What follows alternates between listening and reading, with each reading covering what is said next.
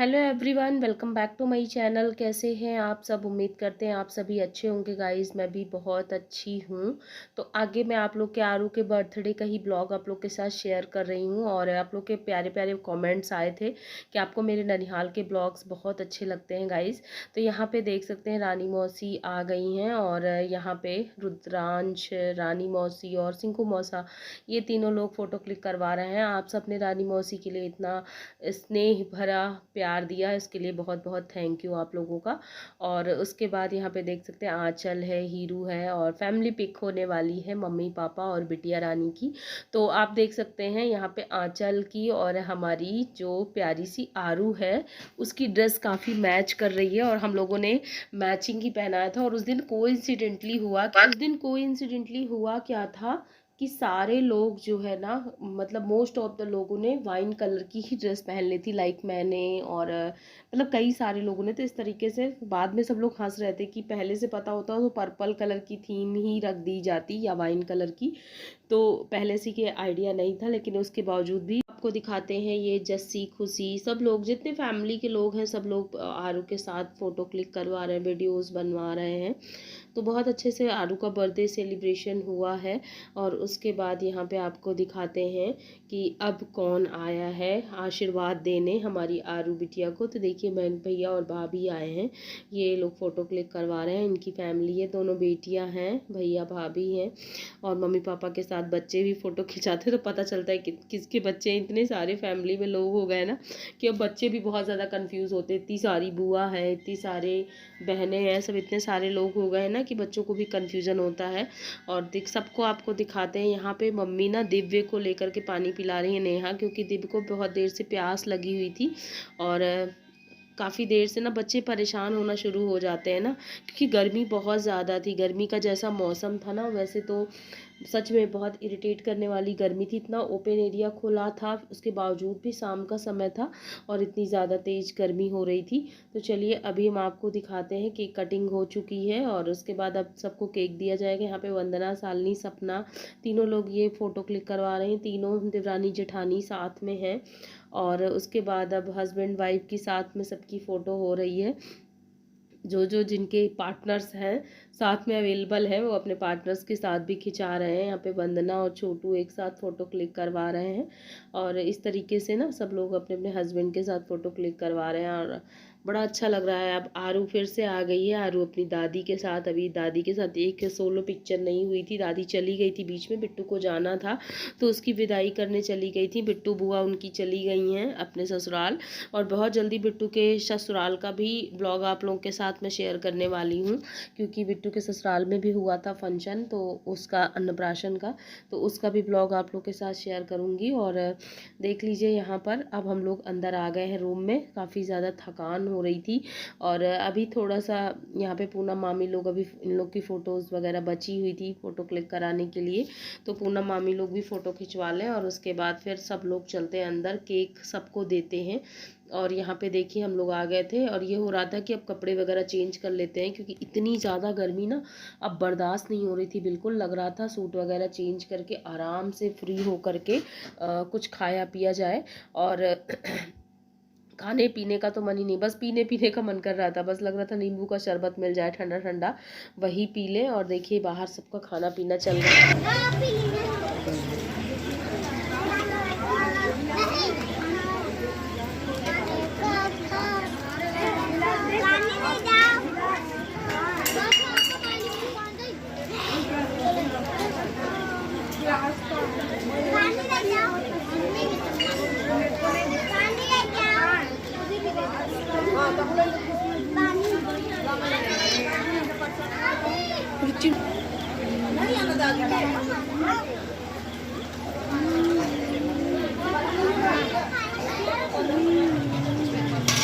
गांव घर में ऐसे ही सबका खाना पीना होता है, क्योंकि यहाँ पर ना 10 20 40 50 100 लोगों का नहीं होता, 3 3 4 400 लोगों का खाना पीना होता है।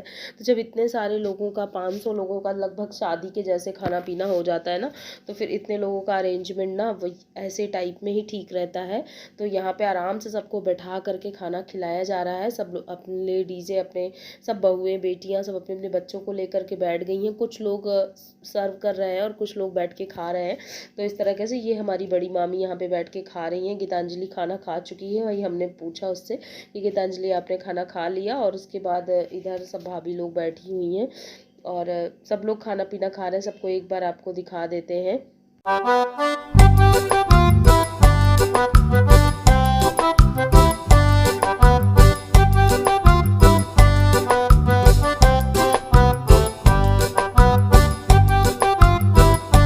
और अब यहाँ पे सब लोग केक खाने में लग गए हैं, क्योंकि केक कट चुका है और सब लोग धीरे धीरे सारे गेस्ट ना विदा भी हो रहा है। तर्रा वाले सब जाने की तैयारी में। हमारी प्रीति, ज्योति और सपना, ये लोग तो काफ़ी देर से जल्दबाजी करके रखे हुए थे, क्योंकि इनको घर जाना है वापस, घर को लॉक करके आए थे।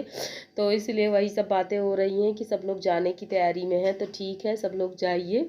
और यहाँ पे हमारा थोड़ा बहन बहन का मजाक मस्ती चल रहा है। मैं आप लोगों को बताऊँगी बाद में कि क्या मस्ती उन लोगों की चल रही है, दोनों बहनों की।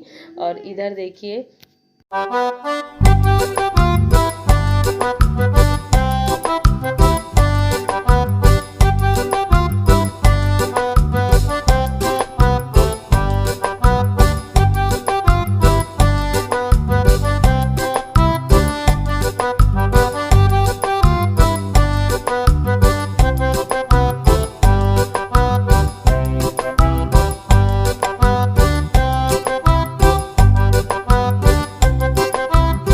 सो गाइज देखिए, हमने कपड़े वगैरह चेंज कर लिए हैं और यहाँ पर लेकर के आद्या को भी कपड़े चेंज कर दिए। आद्या के भी सबने अपने अपने बच्चों के चेंज कर लिए, बड़ों ने भी सबने चेंज कर लिए, क्योंकि केक कटिंग का जो मेन प्रोग्राम था वो हो ही चुका है और यहाँ पे सबका खाना पीना हो रहा है। तो मैं अपना खाना ना एसी वाले रूम में लेके आ गई थी। यहाँ पे थोड़ा सा ठंडा लग रहा था, मतलब खाना गले के नीचे जा रहा था, क्योंकि इतनी ज़्यादा गर्मी लग रही थी कि बाहर अगर मैं बैठ के खाती तो शायद खा ही नहीं पाती। तो यहाँ पे आराम से लेके आ गई थी, तो बैठ के खा रही थी। और देखिए बच्चों की क्या हालत है, यहाँ पे रोए पड़ा हुआ है। और उसके बाद यहाँ पे चल रही है पैकिंग। तो देख लीजिए, यहाँ पर मम्मी लोग सबको के लिए खाना भी पैक कर रही हैं। जैसे मामी नहीं आई हैं तर्रा से, प्राची की मम्मी, तो वो नहीं आई हैं, तो उनके लिए खाना पैक करके जा रहा है। वंदना यहाँ पे खड़ी हुई है, तो मम्मी सबके लिए जो जो नहीं आया हुआ है उसके लिए खाना पैक करके दे रही हैं। तो इस तरीके से पूरा मिल बांट के काम होता है। और ये पैकिंग का काम ना मम्मी, पूनम मामी ही लोग संभाल लेती हैं, क्योंकि लोग एक्सपर्ट है। रानी भाभी भी बगल से बैठी हुई हैं और भाभी हमसे कुछ मस्ती मजाक कर रही थी, तो हमने भी भाभी के साथ थोड़ी बहुत मस्ती मजाक यहाँ पे करी। अच्छा लगता है भाभी लोगों के साथ, थोड़ा सा इंटरटेनिंग रहता है ना, बोरियत कभी नहीं होती, क्योंकि कुछ ना कुछ ऐसा बोलना है जिसमें हंसी ही आएगी। और मामी को हम तीसरे नंबर वाली मिस कर रहे थे, वो भी रहती है ना, तो बहुत हंसी मजाक मस्ती होती रहती है, बहुत ही अच्छा लगता है उनके साथ भी। और यहाँ पे देख सकते हैं बाहर खुले में ना थोड़ा सा बच्चों को सुकून मिल रहा था। आरू की भी फ्रॉक वगैरह उतार दी गई है, और अभी ना पूरा केवल डायपर पहने ही है, क्योंकि गर्मी इतनी ज़्यादा है कि बच्चे चिड़चिड़े हो रहे हैं, उनका कुछ भी पहनने का मन नहीं कर रहा है।